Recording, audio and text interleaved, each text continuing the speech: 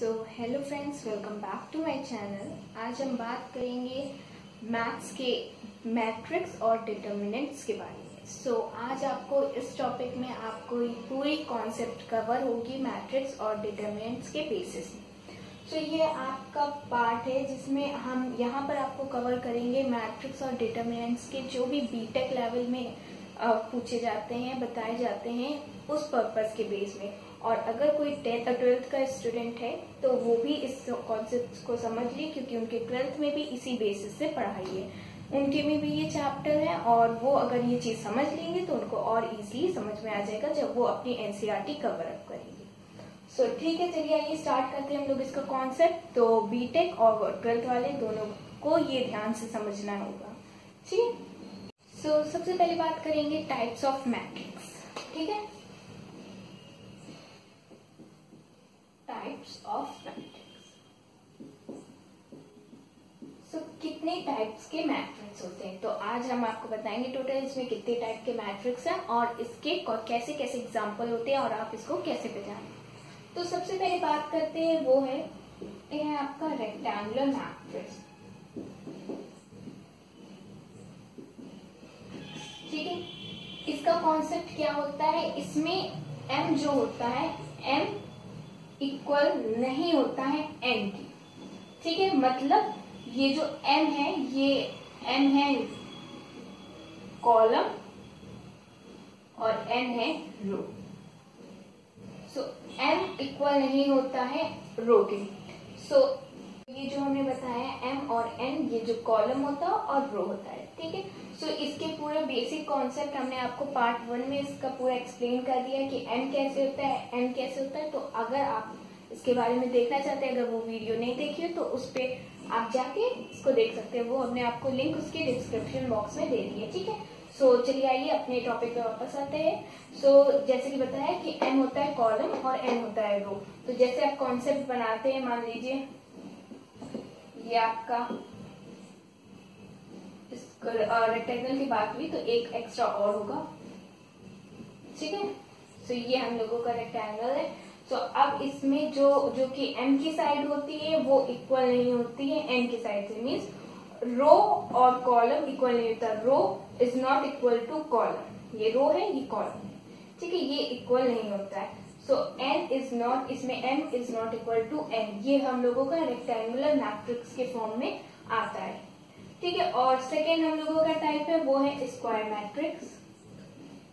Square matrix, अब इसमें क्या कॉन्सेप्ट है, इसमें ये है कि जो m होता है ये इक्वल होता है n के। इस रेक्टेंगल में m n के इक्वल नहीं होता, तो क्योंकि देख लीजिए इस लाइन में आपके 4 है और इस लाइन में 3 है, तो आपके कहाँ से इक्वल होगा, और उसी के फॉर्म में ये बनता है। तो ये आपका कैसे होता है, ये रो 3 है और कॉलम भी 3 है, तो m 3 है तो n भी 3 है, तो m is equal to n, ये हो जाता है, ठीक है। ये हम लोगों का सेकेंड वाला है स्क्वायर मैट्रिक्स की m इक्वल होता है n के। तो आप ऐसे कॉन्सेप्ट में एग्जांपल भी याद रख सकते हैं, ठीक है। अब यही थर्ड टाइप की बात करें तो थर्ड वाला है हम लोगों का डायगोनल मैट्रिक्स, ठीक है। अब इस डायगोनल मैट्रिक्स में क्या इंक्लूड होता है, डायगोनल मैट्रिक्स में जैसे कि आप बोल सकते हैं डायगोनली उसके एलिमेंट प्रेजेंट होंगे और साइड बाय उसके एलिमेंट 0 होंगे। आप एग्जांपल से समझ सकते हैं, जैसे कि a 0 0 0 b 0 0 0 c। आप देख सकते हैं एलिमेंट डायगोनली प्रेजेंट है, a b c, यहाँ पर चाहे 1 2 3, तो कुछ भी डायगोनली एलिमेंट आपके प्रेजेंट है और साइड बाय एलिमेंट 0 है, तो ये होता है डायगोनल मैट्रिक्स। फोर्थ बात करें वो है हम लोगों का सिंगुलर मैट्रिक्स। अब सिंगुलर मैट्रिक्स में क्या होता है, जो हम लोगों का पर्टिकुलर एक एलिमेंट मॉड में होता है वो 0 होता है सिंगुलर में। एक single element a mod equal to 0। ये कॉन्सेप्ट आपको टाइप ऑफ मैट्रिक्स के याद रखना है, ये बीटेक में बहुत इंपॉर्टेंट है। आपके नॉर्मली ये मैथ्स में पूछे जाते हैं, आप 12th में भी पढ़ के आए हैं और ये आपके इसमें भी काफी अच्छे से काम आएंगे। तो आपको इसी के बेसिस में पूरे आपके वर्क होंगे। अगर आपको इनके टाइप के वर्क नहीं पता होंगे कि कैसे टाइप के क्या वर्क है, किस प्रोसेस के मतलब डायगोनल का क्या है, सिमिलर का क्या है, सो आप सॉल्व नहीं कर पाएंगे। इसलिए ये बहुत इंपॉर्टेंट है, इसीलिए ये कॉन्सेप्ट है। तो आपको ये कॉन्सेप्ट अपना स्ट्रॉन्ग करके चलना है ताकि आप पूरा इजिली कवर अप कर सके।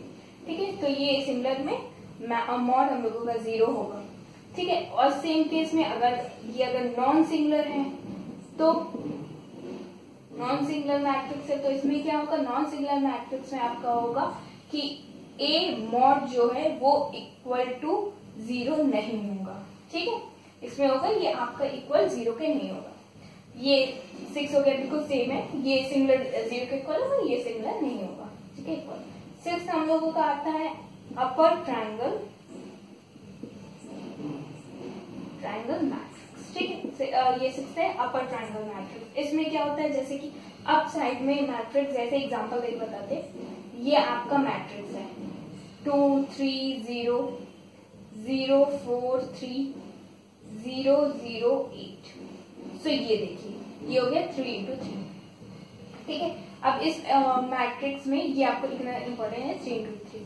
ठीक है, इस मैट्रिक्स में आप देख सकते हैं कि ऊपर वाले जो ये मैट्रिक्स है एक तो डायगोनली नंबर है प्रेजेंट। ठीक है, अपर मीन्स ऊपर वाले में एक से ज्यादा 0 नहीं हो सकते और नीचे वाले में डायगोनल वाले सिस्टम में 0 नहीं होंगे, बस डायगोनली नीचे वाले में 2 0 होंगे। अपर ट्रायंगल मतलब नीचे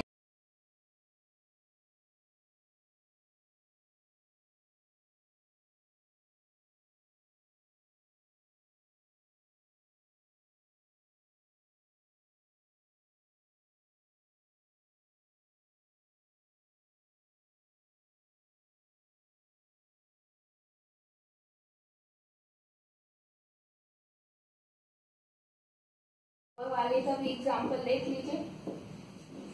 जैसे कि लोअर है तो ऊपर 2 प्रेजेंट होंगे 8। ठीक है, 0, फिर आप यहाँ 0 के 9 8। डायगनली आपको सॉरी इस साइड नहीं होगा, अभी हमने क्या बताया डायगनली होगा। सो डायगनली हम लोग यहाँ 8 रखते हैं, यहाँ 0 रखते हैं। ठीक है, डायगनल यूं चलता है, ऐसे नहीं चलता। ठीक है, फिर हम लोगों का 7, फिर लास्ट में 7 0 8। ठीक है, तो ये देखिए डायगनली हम लोगों के एलिमेंट प्रेजेंट है बट ऊपर हम लोगों के 2 0 हैं, तो मतलब ये लोअर वाले में ऊपर 2 0 होंगे और अपर वाले में नीचे 2 0 होंगे। तो आप ऐसे ही याद रख सकते हैं कॉन्सेप्ट। ठीक है, सो 8 हम लोगों का है आइडेंटिटी मैट्रिक्स। ठीक है, आइडेंटिटी मैट्रिक्स में आप बताते हैं क्या होता है। आइडेंटिटी मैट्रिक्स में जैसे कि आपके डायगोनल 1 होंगे और बाकी सब 0। आपको नॉर्मली बोला जाएगा कि आप जैसे इस फॉर्मेट में a इक्वल टू 2i, तो ये i मतलब i represent to identity matrix. ठीक है, आइडेंटिटी मैट्रिक्स के बेसिस पे होता है। तो ये आपका 1 होगा 0 0 0 1 0 0 0 1। तो ये आपका डायगोनली उसमें 1 आना चाहिए और बाकी साइडवेज में आपके 0 आना चाहिए। तो ऐसे आपने 12th में भी देखा होगा और ऐसे आपने सॉल्व करने की इक्वेशंस में एक है स्विक, इस एग्जांपल है उसका। तो आपका ये एक टाइप का सिमेट्रिक में भी एग्जांपल है, इस टाइप के सॉल्यूशन है। तो आप उसको भी प्रैक्टिस करिए, उसी बेसिस में आपको आई बनाने होते हैं। तो वैसे ये कॉन्सेप्ट आपको उसी से क्लियर और अच्छे से हो जाएगा। पहले तो आपको इसके आइडेंटिटी अच्छे से याद रखना होगा कि किसका वर्क क्या है। ठीक है, सो ये हम लोगों के 8 टोटल कॉन्सेप्ट्स हैं, टाइप है मैट्रिक्स के। ठीक है, चलिए आइए एक हम आपको एग्जांपल दिखा देते हैं ताकि आपको और इजीली समझ में आ जाए कि कैसे हम आप लोगों को सॉल्व करना है।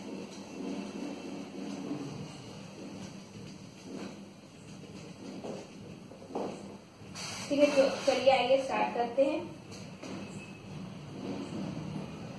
तो a simple 2 0 1 determinant of matrix A का डिटर्मिनेंट फाइंड करना है। तो जब हम लोग डिटर्मिनेंट फाइंड करेंगे तो इसमें ब्रैकेट यूज नहीं करना है, मॉड यूज करना है। जैसे कि कॉन्सेप्ट बताया था मॉड इक्वल टू 0, तो वही प्रोसेस में इस साइड कुछ नहीं 0 है, तो वही प्रोसेस में आपको मॉड यूज करना है। ब्रैकेट यूज करेंगे तो आपका वो गलत कर दिया जाएगा। तो चलिए आइए स्टार्ट करते हैं। ठीक है, फिर अब इस दोनों साइड में मॉड लेते हैं, फिर 2 0 माइनस 1 है, -1 3 1 0 4 2 3। अब ये हमने कॉन्सेप्ट ले लिया, अब मॉड इधर भी ले लिया। तो अब देखिए क्या होगा, सबसे पहले ये 2 लाइन लेंगे। जब ये 2 लेंगे तो ये साइड और ये साइड कैंसिल हो जाएगी और ये साइड हम लोगों की लेफ्ट होगी। तो वैसे हम लोग लिख लेते हैं 2 mod 1 0 2 3 लिख लिया। यहाँ पे देखिए ये साइड लेफ्ट होगी, ये लाइन कट जाएगी और ये लाइन कट जाएगी और जो लेफ्ट है ये लिख दिया जाएगा। ठीक है, नेक्स्ट माइनस, सेकेंड स्टेप में माइनस आता है। नेक्स्ट हम बात करते हैं C 3, तो ये 3 है। अब देखिए इसकी ये साइड कट जाएगी और ये साइड कट जाएगी, तो ये साइड और ये साइड इसकी लेफ्ट होगी, A साइड और C साइड। तो 0 -1 2 3 ऐसे जो साइड लेफ्ट होगी वो साइड आपको लिखना है 3 कॉन्सेप्ट में। फिर नेक्स्ट प्लस होगा। फिर 4 की बात करें, 4 में ये साइड कैंसिल हो जाएगी और ये साइड कैंसिल हो जाएगी। लेफ्ट कौन सी होगी, ये वाली साइड। इसमें लिखेंगे 0 -1 1 0 4। तो ठीक है, इतना लिख दिया। तो ऐसे आपको याद रखना, फर्स्ट साइड में ये उसका रो और उसका कॉलम दोनों माइनस हो जाएगा। फिर आप लिखेंगे, फिर थर्ड साइड में उसका रो और उसका कॉलम माइनस हो जाएगा, तो लेफ्ट वन साइड। फोर्थ वाले में उसका रो, उसका कॉलम, फिर लेफ्ट साइड में ये। ठीक है, सो ये है। अब इसके बाद आप इसको कैलकुलेट करेंगे। कैलकुलेट इनटू करना है। कैसे करेंगे, जैसे कि 2, पहले आप इनसाइड इनटू करना है आपको। ठीक है, इनसाइड इनटू 3 इंटू 3 3। ठीक है, 0 इंटू 2 यहाँ पर आ जाएगा -0। ठीक है, अंदर जब आप सॉल्व करते हैं तो अंदर माइनस का साइन यूज होता है। ठीक है, नेक्स्ट है हम लोगों का -3। सो ये है 0। ये पहले हम लोग ये साइड में ले सकते थे, तो ये 0 है। नेक्स्ट हम लोगों का माइनस माइनस है, तो यहाँ पर माइनस माइनस के अंदर माइनस है और ये भी माइनस है, तो प्लस हो जाएगा +2। ठीक है, फिर नेक्स्ट प्लस 4 0 0 और फिर -1 और ये हो जाएगा प्लस का। ठीक है, माइनस माइनस प्लस हो जाता है। फिर जब हम लोग इसको सॉल्व करेंगे, 6 कैलकुलेट करेंगे इंटू 6 -6 + 4, तो क्या ये कैंसिल हो जाएगा और लास्ट में क्या आएगा 4। तो हम लोगों का क्या है, डिटरमिनेंट A मॉड का हम लोगों का डिटरमिनेंट प्रूफ हो गया, वो है 4। ये आपका आंसर है। तो ऐसे आपको सॉल्व करना है, 23 सिंपल इक्वेशन से आप कर सकते हैं। और आइडेंटिटी के बेस में इक्वेशन है, तो उसी प्रोसेस से जैसे ये किया है उसी प्रोसेस से बाकी सबके आपके कैलकुलेट होंगे। ज्यादातर बच्चों से कैलकुलेशन में गलतियां होती है, तो आप इस साइड की कैलकुलेशन याद रखिएगा। ये याद रखिएगा, फर्स्ट टर्म के बाद सेकेंड टर्म माइनस होगा, फिर प्लस होगा। ठीक है, और उस कॉन्सेप्ट में इनसाइड जो आप यूज करेंगे वो माइनस होगा। ये कई लोग कंफ्यूज हुए, इसलिए बता रहे हैं कि यहाँ पर माइनस होगा और इसके कॉन्सेप्ट में एक स्टेप माइनस फिर प्लस होता है, और यहाँ पर सब ब्रैकेट में माइनस होगा। अगर माइनस माइनस बोला गया तो माइनस माइनस प्लस होगा। तो ये कॉन्सेप्ट आपको याद रखना है। तो ये पूरा आपका कॉन्सेप्ट है मैट्रिक्स के टाइप के बेसिस में, और उसके डिटर्मिनेंट्स जो हैं ये है। डिटर्मिनेंट्स के फॉर्म में आप कैसे सॉल्व करेंगे, डिटर्मिनेंट गिवन है और आप मैट्रिक्स को, डिटर्मिनेंट के मैट्रिक्स को कैसे सॉल्व करेंगे। तो ये पूरा कॉन्सेप्ट है। आई होप आपको समझ में आया होगा। ये आपको ध्यान रखना है पूरा आपका, अगर ये आप याद रखेंगे तो आपका पूरा बेसिकली कॉन्सेप्ट क्लियर हो जाएगा, और आप आगे भी जितने भी क्वेश्चंस हैं एनसीईआरटी मेनली आप कंप्लीट करिए, वो ज्यादा बेटर है कि आपको कॉन्सेप्ट जो भी हैं उससे और क्लियर हो जाएंगे। और अगर कोई आप रेफरेंस बुक यूज करना चाहते हैं तो आप वो भी साथ में यूज कर सकते हैं, बट आपका बेस जो स्ट्रांग होना चाहिए वो एनसीईआरटी से होना चाहिए। ठीक है, so that's all for today.